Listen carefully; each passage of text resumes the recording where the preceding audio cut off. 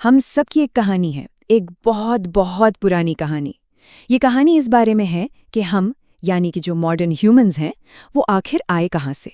ये हमारे अपने ही अतीत की एक बहुत बड़ी पहेली है जिसे आज हम साथ मिलकर सुलझाने की कोशिश करेंगे। तो आखिर सवाल उठता क्या है, हमारी यानी इंसानों की कहानी सच में शुरू कहाँ से होती है? ये एक ऐसा सवाल है जिसने न जाने कितने सालों तक वैज्ञानिकों को उलझाए रखा है। देखिए, वैज्ञानिकों को होमो सेपियंस यानी हम जैसे आधुनिक इंसानों के सबसे पुराने सबूत मिले हैं अफ्रीका में। लेकिन इस एक खोज से जवाब मिलने के बजाय एक बहुत बड़ी वैज्ञानिक बहस छिड़ गई। और वो बहस इस एक सवाल के इर्द गिर्द घूमती है, क्या हम सब एक ही जगह से आए हैं या फिर हमारा विकास दुनिया के अलग अलग हिस्सों में एक ही समय पर हुआ? यही वो असली गुत्थी है जिसे हमें सुलझाना है।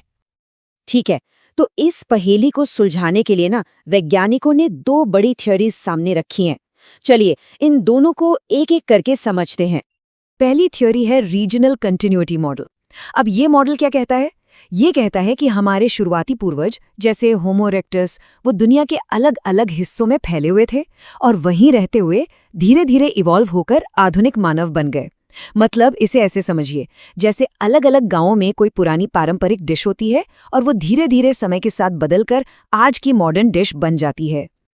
और दूसरी थ्योरी है रिप्लेसमेंट मॉडल। ये थ्योरी कहती है कि नहीं, ऐसा नहीं हुआ। आधुनिक मानव का विकास सिर्फ एक ही जगह पर हुआ और वो जगह थी अफ्रीका। और फिर यहां से निकलकर वो पूरी दुनिया में फैल गए और उन्होंने पहले से मौजूद सभी पुरानी मानव प्रजातियों की जगह ले ली।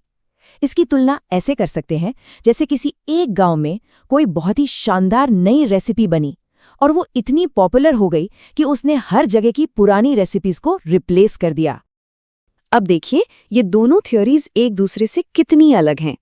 रीजनल कंटिन्यूटी मॉडल कहता है मल्टीपल ओरिजिन्स, यानी शुरुआत कई जगहों पर हुई, जबकि रिप्लेसमेंट मॉडल कहता है सिंगल ओरिजिन, यानी शुरुआत सिर्फ अफ्रीका में हुई। एक थ्योरी के हिसाब से विकास हर जगह साथ साथ हुआ, जबकि दूसरी कहती है कि एक जगह से निकलकर इंसानों ने बाकियों की जगह ले ली। तो अब सबसे बड़ा सवाल, सबूत किस थ्योरी का साथ देते हैं? क्योंकि आखिर में विज्ञान तो सबूतों पर ही चलता है ना।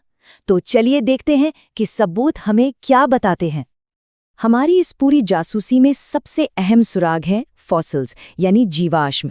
ये लाखों साल पुरानी हड्डियां और अवशेष हैं जो अब पत्थर बन चुके हैं और यही हमें हमारे अतीत की सच्ची कहानी बताते हैं। और फॉसिल्स से जो सबसे बड़ी और साफ बात पता चलती है वो ये है कि होमो सेपियंस के सबसे पुराने जीवाश्म सारे के सारे अफ्रीका में ही पाए गए हैं। इथियोपिया में एक जगह है ओमो किबिश। वहां जो सबसे पुराने आधुनिक मानव के जीवाश्म मिले हैं वो लगभग 1,95,000 साल पुराने हैं। जरा सोचिए, कितना पुराना सबूत है ये। चलिए जरा इस टेबल पर नजर डालते हैं। ये एक तरह से हमारे पूर्वजों के सफर की कहानी बताती है। सबसे पुरानी तारीख करीब 195,000 साल पहले। कहाँ है? अफ्रीका में। फिर देखिए, जैसे जैसे समय आगे बढ़ता है इंसान अफ्रीका से बाहर निकलते हैं, पहले मिडिल ईस्ट, फिर ऑस्ट्रेलिया और आखिर में यूरोप। तो ये पैटर्न हमें क्या बता रहा है? ये पैटर्न बिल्कुल साफ साफ रिप्लेसमेंट मॉडल की तरफ ही इशारा करता है। सबूत यही बताते हैं कि आधुनिक मानव की कहानी अफ्रीका में शुरू हुई और फिर वो वहां से पूरी दुनिया में फैल गए। तो अब जब हम ये जान गए कि हमारे पूर्वज आए कहाँ से, तो चलिए अब ये समझते हैं कि वो अपना जीवन कैसे चलाते थे। मतलब खाना कैसे जुटाते थे। देखिए, उनके खाने जुटाने के तरीके भी समय के साथ बेहतर होते गए। उन्होंने आसान तरीकों से शुरुआत की, जैसे गैदरिंग, फिर थोड़ा मुश्किल काम जैसे स्कैवेंजिंग, और आखिर में उन्होंने योजना बनाकर शिकार करना सीखा, जो कि सबसे मुश्किल था। अच्छा, गैदरिंग का मतलब है पेड़ पौधों से मिलने वाली चीजें इकट्ठा करना, जैसे बीज, फल या जड़ें। स्कैवेंजिंग का मतलब है उन जानवरों का मांस खाना जो या तो खुद मर गए हों या किसी और शिकारी ने उन्हें मारा हो। और शिकार, खासकर छोटे जानवरों का, वो तो काफी बाद में, लगभग 5 लाख साल पहले शुरू हुआ। लेकिन कहानी में असली मोड़ तब आया जब इंसानों ने बड़े बड़े जानवरों का योजना बनाकर शिकार करना सीखा।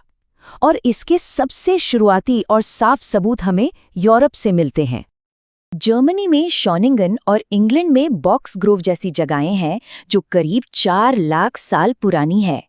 यहाँ वैज्ञानिकों को पत्थर के औजारों के साथ साथ बड़े जानवरों की ऐसी हड्डियां मिली हैं जिन पर काटने के निशान हैं।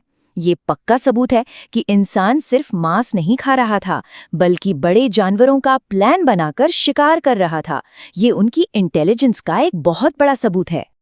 खाने का इंतजाम तो हो गया, अब बात करते हैं रहने की जगह की। शुरुआती इंसान सिर्फ यहाँ वहाँ घूमते ही नहीं रहते थे, बल्कि उनके अपने ठिकाने भी हुआ करते थे। केन्या में किलोम्बे और ओलोर गैसेली जैसी जगहों को देखिए। जरा सोचिए, एक ही जगह पर हजारों की तादाद में पत्थर के औजार। इसका क्या मतलब हो सकता है? यही कि लोग यहाँ सिर्फ गुजरे नहीं थे, बल्कि लंबे समय तक रुके थे। ये जगहें उनके घर जैसी थीं, या शायद ऐसे कैंप जहाँ वो शिकार के मौसम में हर साल वापस आते थे। और ये बात बहुत गहरी है। जैसा कि ये कोट बताता है, ऐसी जगहों का चुनाव ये दिखाता है कि लोगों को जानवरों के आने जाने के रास्तों के बारे में पता था, और उन्हें ये भी पता था कि बड़ी संख्या में जानवरों को जल्दी से कैसे मारना है। ये उनकी समझदारी और प्लानिंग को दिखाता है। हमारे पूर्वजों ने बदलती दुनिया के साथ खुद को ढालकर सरवाइव किया। उनकी हर खोज, हर रणनीति एक तरह की एडेप्टेशन थी। तो सोचने वाली बात यह है कि आज की इस तेजी से बदलती दुनिया में हमारी सबसे बड़ी एडेप्टेशन क्या है? जैसे हमारे पूर्वजों ने ज्ञान को एक दूसरे से साझा करके तरक्की की, वैसे ही इस ज्ञान को अपने दोस्तों के साथ साझा किया जा सकता है। अगर हमारे अतीत के इस सफर ने किसी की भी जिज्ञासा को जगाया है, तो पीके ट्यूटोरियल को लाइक, शेयर और सब्सक्राइब करके हमारे इस समुदाय को और बड़ा बनाने में मदद करें, ताकि हम साथ मिलकर ऐसी और भी कई पहेलियां सुलझा सकें।